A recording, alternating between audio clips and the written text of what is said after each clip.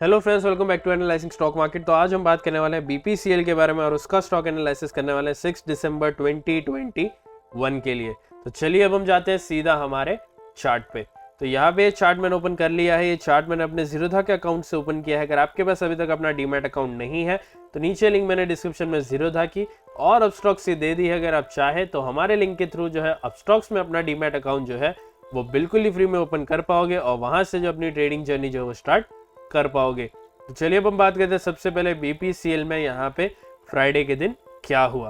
तो यहाँ पे जैसे कि आप देख सकते हैं फ्राइडे के दिन बीपीसीएल में 1.86% का यहाँ पे हमें पॉजिटिव क्लोजिंग देखने मिला है और यहाँ पे क्लोजिंग जो हुई है वो हुई है 385.90 पे। तो क्या आने वाले दिनों में ऐसा ही जो अपसाइड मूवमेंट रहने वाला है या फिर कोई डाउनसाइड आने वाली है उस बारे में हम बात करेंगे। साथ ही साथ यहाँ पे आपका मंडे के लिए क्या सपोर्ट जोन और रेसिस्टेंस जोन जो स्टॉक में बनता है जरूर जो उसको यहाँ पे मार्क करके बताएंगे।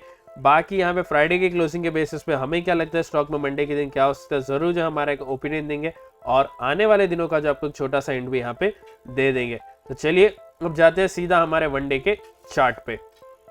तो यहाँ पे वनडे का चार्ट जो हमने ऑलरेडी ओपन करके रख दिया है। अगर मैं बात करूँ यहाँ पे वनडे के चार्ट में तो वॉल्यूम यहाँ पे आप देख सकते हैं एक यहाँ पे एवरेज सा हमें जो है वॉल्यूम देखने मिल रहा है और यहाँ पे कैंडल जो बनी है वो बहुत ही छोटी बनी है। करंटली स्टॉक जो है 20 MA 50 MA और 200 MA के जो है नीचे यहाँ पे जो है घूम रहा है, जिसका मतलब यहाँ पे जरूर आपको जो है एक यहाँ पे टेम्पररी अपसाइड मोमेंट आते हुए देखने मिल सकता है। याद रखें हमने इस स्टॉक का जो मंथली एक एनालाइज करके यहाँ पे आप सभी के लिए लाया है उसे जरूर आप देखें, जहाँ पे हमने आपको कहा था कि दिसंबर में इस स्टॉक में जो आपको क्लोजिंग जो है कहाँ तक देखने मिल सकती है, किस रेंज में आपको जो है दिसंबर में स्टॉक जो है क्लोज होते हुए देखने मिल सकता है। तो यहाँ पे करंटली स्टॉक जो है अभी फिलहाल जो है यहाँ पे जरूर नेगेटिव है, लेकिन एक टेम्पररी अपसाइड मोमेंट आपको इस स्टॉक में आते हुए देखने मिलने वाला है।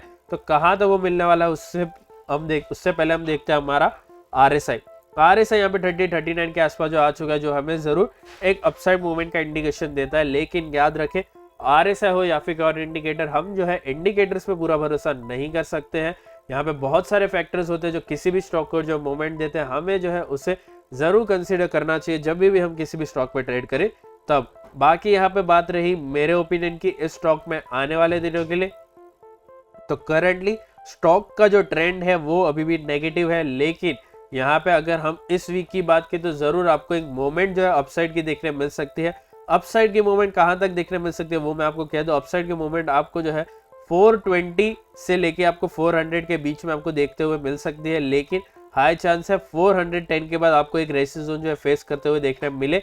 इस वीक जरूर जो है 410 तक ये स्टॉक जो जरूर आ जाएगा, लेकिन फिर वापस से आपका डाउन साइड जो है वो स्टार्ट हो जाएगा और यहाँ पे उसी रेंज में जो आपका स्टॉक जो घूमते हुए आपको देखने मिल जाएगा। करंटली टेम्पररी अगर आपको गेन करना है तो यहाँ पे 410 का मतलब यहाँ पे 385 फ्राइडे की क्लोजिंग के बेसिस पे 410 मतलब यहाँ पे आपका अच्छा खासा यहाँ पे 25 पॉइंट्स का जो है यहाँ पे गेन है। अगर उसे आप जो है यहाँ पे लेना चाहे तो जरूर आप ले सकते हैं, वरना यहाँ पे कोई भी आपको परमानेंट मूवमेंट जो है नहीं देखने मिलने वाली। बाकी आपको क्या लगता है स्टॉक में क्या हो सकता है आने वाले दिनों के लिए, तो हमें जरूर कमेंट करके बताना।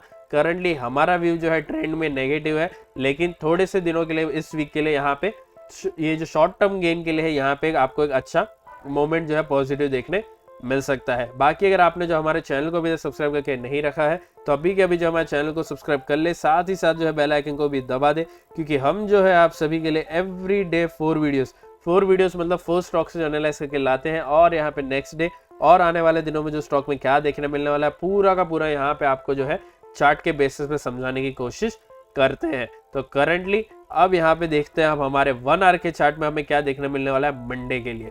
तो मंडे के लिए यहाँ पे हमारा चार्ट जो हमने ऑलरेडी ओपन करके रख दिया है, तो यहाँ पे मैं कुछ सपोर्ट जोन और रेसिस्टेंस जोन को जो मार्क कर लेता हूँ जहाँ पे हमें कुछ डेटा जो है देखने मिल रहा है। तो यहाँ पे अगर आप चाहे तो सेम टू सेम यहाँ पे मार्किंग कर सकते हैं।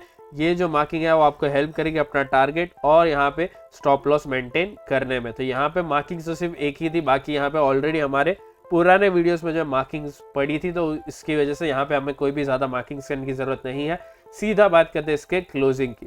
385.90 के आसपास जो इसकी क्लोजिंग हुई है, डायरेक्ट सपोर्ट आता है यहाँ पे हमारा 383.90 का। डायरेक्ट रेजिस्टेंस की बात करें तो 390.45 का यहाँ पे डायरेक्ट रेजिस्टेंस जो है वो आता है। तो याद रखिए डायरेक्ट सपोर्ट से डायरेक्ट रेजिस्टेंस का जो एरिया होता है वो होता है no trading area.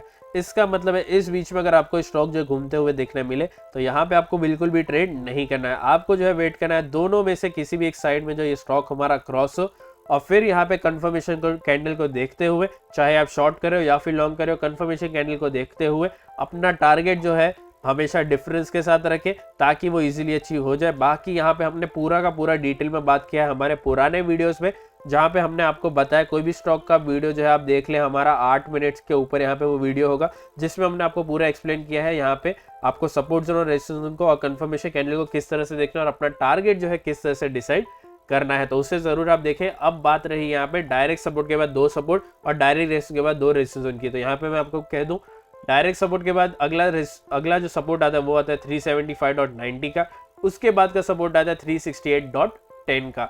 Direct resistance के बाद जो रेजिस्टेंस जोन आता है वो आता है 397.25 का, उसके बाद का जो रेजिस्टेंस जोन आता है वो आता है 403.15 का। तो यहाँ पे मैंने 2 सपोर्ट और 2 रेजिस्टेंस जोन आपको बता दी जो आपको हेल्प करेंगे यहाँ पे मंडे के लिए।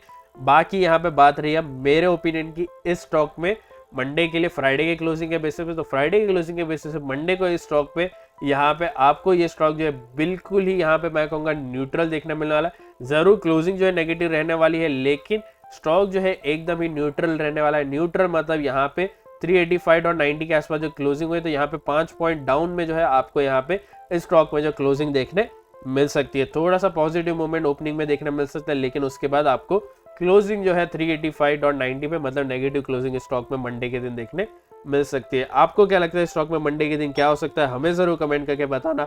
और अगर आपको हमारा एनालिसिस पसंद आया है तो कृपया हमारे इस वीडियो को लाइक करें, शेयर करें और हमारे चैनल को सब्सक्राइब करना ना भूलें। Thank you.